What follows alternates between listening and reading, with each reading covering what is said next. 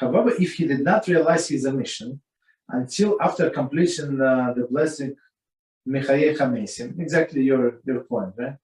Then he must go back to the beginning of Shemoneh Esrei. So if he finish that second blessing, and he did not, and he just realized that he missed it, so he has to go. It's not like too much, but 2 blessings. What they have to say again. So let's see, there is a Mishnah Berurah. So until he says Baruch Atah HaShem, so there is a way to fix it. After that, he has to go to the beginning. Commentary. According to Shulchan Aruch,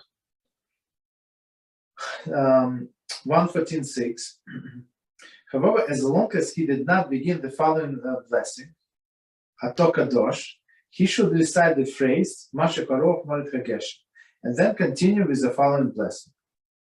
Only when he already began the next blessing does the halacha require to go back to the beginning of the Shemoneh Esrei. For further discussion, see Kitzur editorial glosses. In a case when let me read and we're going to explain. And in the case that he did not conclude the entire blessing, but only recited Baruch Atah HaShem, Mishnah Berurah writes that he should conclude with Lamdeni Chokecha, and then begin reciting blessing again from Mashiv HaRuach, etc. According to Moshe finds in Zatzal, Igros Moshe, however, one should not say the words Lamdeni Chokecha in the middle of the recitation of Shemoneh Esrei, as one is forbidden to learn even Torah verses in the middle of Shemoneh Esrei. Therefore, he should rather finish the blessing by saying, what? Mechayei Chamesim, and then recite Mashiv HaRuach, as per ruling of Shulchan Aruch cited. Okay, so let's just explain what we said. Okay, so Kitzur said, if you finish second blessing, you have to go to the beginning of Shemoneh Esrei. Okay. Shulchan Aruch says differently. So Shulchan Aruch says even if he finished second blessing, but before he starts next one, he can say that this Mashiv HaRuach separate, absolutely separate phrase, like in between the blessings. Mishnah Berurah says a little different. He said even if he said Baruch Atah HaShem, bless you HaShem, right? In this second blessing, he can finish his Lamdeni Chokecha. So Baruch Atah HaShem, Lamdeni Chokecha, it's bless you HaShem, who teaches us his laws, right? So it's one of the verses in the Tehillim.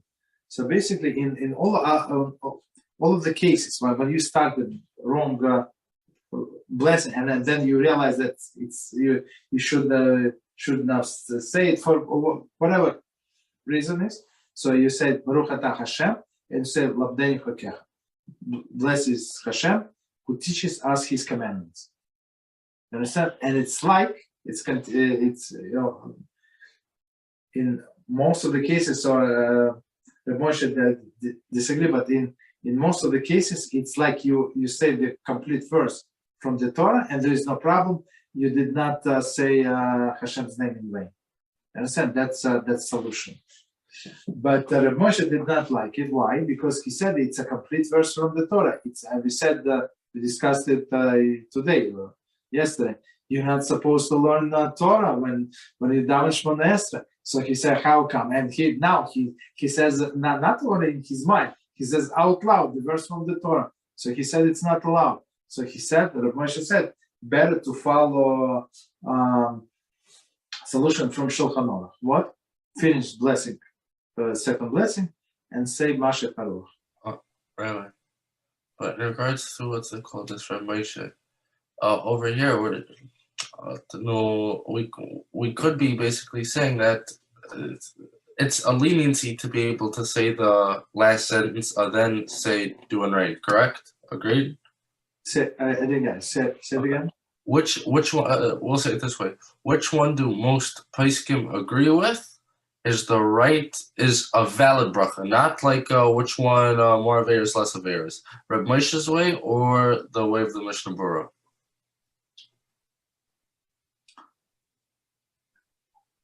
I mean, Moshe agrees with Shulchan Aruch. So Shulchan Aruch says even I'm not sure. I don't remember. I even learned the Shulchan Aruch, but I don't remember details. So Shulchan, but according to what we said, Shulchan Aruch says clearly. So even if you finish the second blessing, there is no problem, and you can say Mashiv HaRuach until you start the third blessing. So I mean, of course, it's like in the case of me. So Mishnah Berurah said you can even fix before you. So, but it's as according to Reb Moshe, it's questionable. I'm not sure. Like to say that this person is learning Torah is also like not exactly true. I mean, he's in dire situation. He's trying to save himself, right? So it's not like he wants to learn Torah. But what's it called? One more time. Reb Moshe's way is say the end of the bracha, then just say make steward ready for a blessing, right? That's all. Yeah. Yes. Cool. Understood. Question, because let's say someone forgets, right? Forgets to say something. As we know, if after we start saying it, if someone forgets to say it 4 days after, we can't say, oh, you actually said it, because it didn't become like a practiced routine, correct? 100 days, yeah. Exactly. 100 days or 100 times in the Shemoneh Esrei, which one?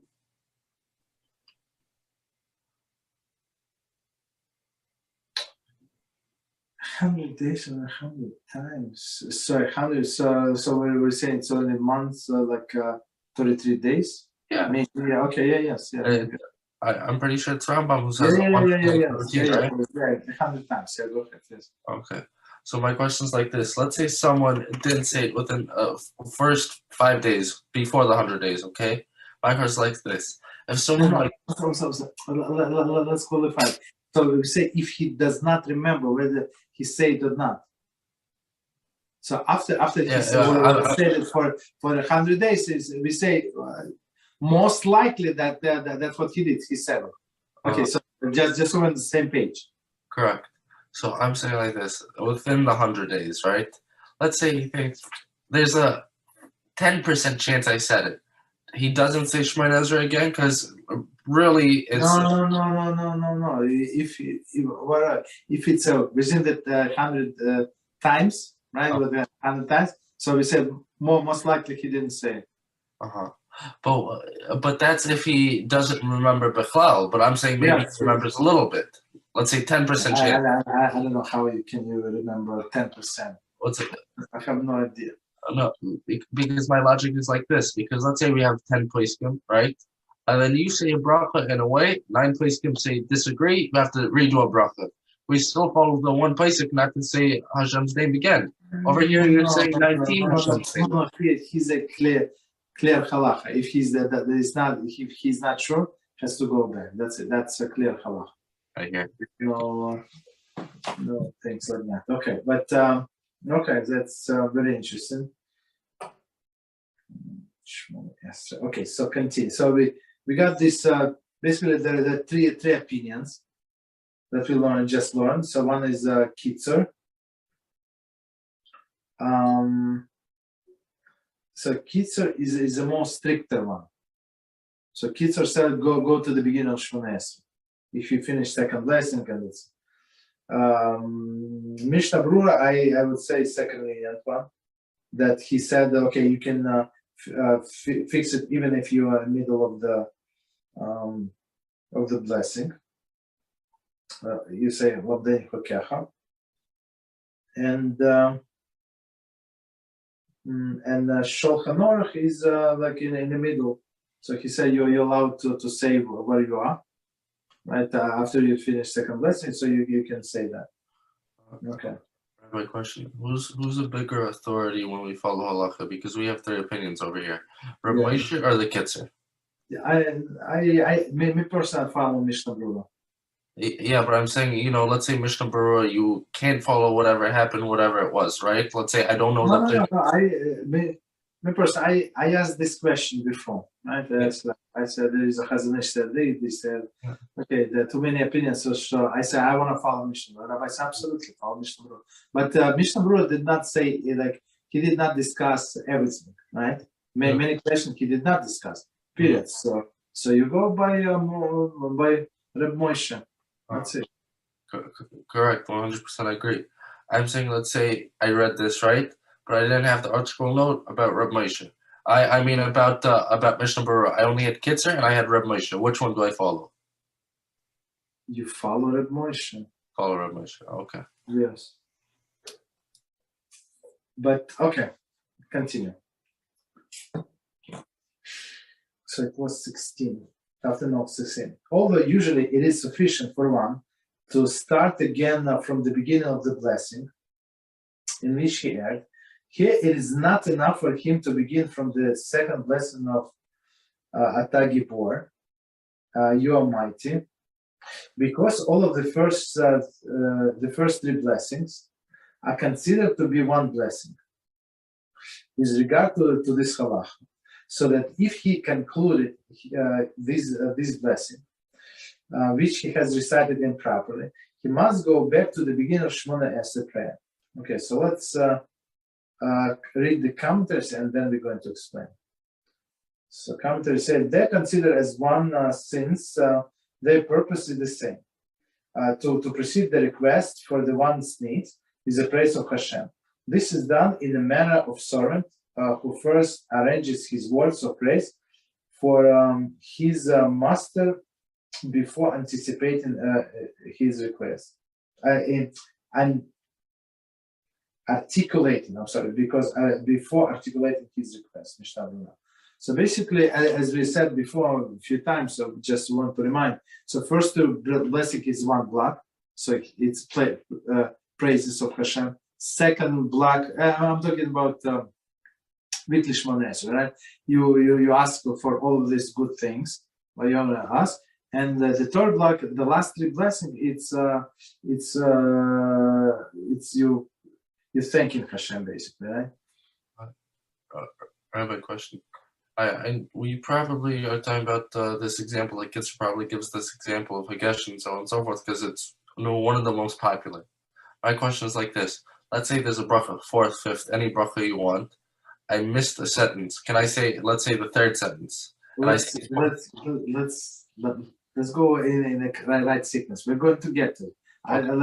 Because we're going to lose focus. It's not like it's not the most popular. It's like he goes in a sequence. Let's not lose focus. Okay, but for sure we're going to discuss.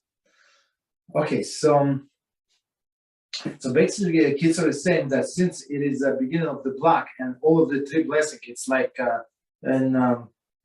even he finished the second, still go to the beginning. He said that beginning is the beginning of the block, right? That's what he is saying. When started the Shemoneh, next comment. When started the Shemoneh again, he did not repeat HaShem or open my lips. That's it, right? So he skipped that and he goes directly into the Shemoneh. Okay, so continue. If one erred during the Shemoneh Esrei of Mariv, of the first night of Pesach, okay, or in Shemoneh Esrei of Shacharis mussar of that day, and did not recite Mashiv HaRuach, he need not go back to repeat Shemoneh Esrei. Derech HaChaim. So let's see why. Although the congregation does not omit Mashiv HaRuach, etc., until it is announced by the omission of the Chazan in his mussar repetition. So as we said, you remember with the explanation, it's beautiful. So in order to add blessing, we can announce. But in order to stop asking for the blessing, that's not proper.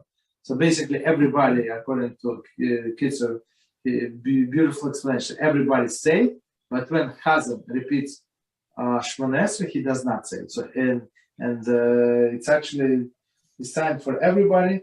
That's we stop here. We don't say it any longer. Rabbi, in regards to the opposite situation, where it comes the time where we don't say Hageshin anymore, and I say Hageshin, does my bracha still count? No, you have to say it again. You're not allowed to say it. Oh, I hear. So for other people who said Monit Chatal, that they changed, but for whoever do not say it, they have to because the rain is no longer good. It's no longer seen as positive. Understand? That's why but you cannot renounce it as something is wrong, but because it's a blessing, so you have to repeat again. Okay.